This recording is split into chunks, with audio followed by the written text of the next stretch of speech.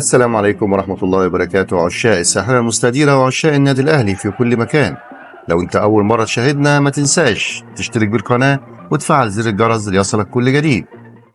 استقر السويسري مارسيل كولر المدير الفني للفريق الأول لكرة القدم بالنادي الأهلي على قائمة الفريق لمباراة فاركو على استاد القاهرة الدولي في الجولة 28 من دوري نايل.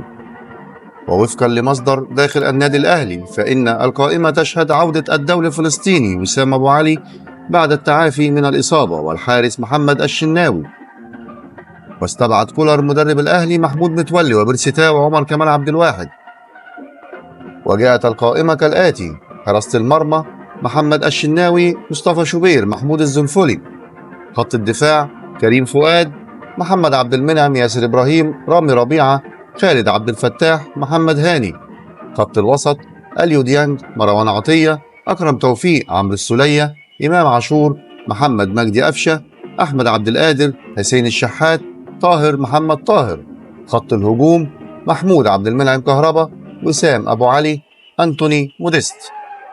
وقد فاز النادي الأهلي في مباراته الأخيرة على حساب نادي الزمالك بنتيجة هدفين مقابل لا شيء، وذلك بعد اعتذار وانسحاب مسؤول الفارس الأبيض عن خوض مباراة القمة بقرار من مجلس إدارة النادي.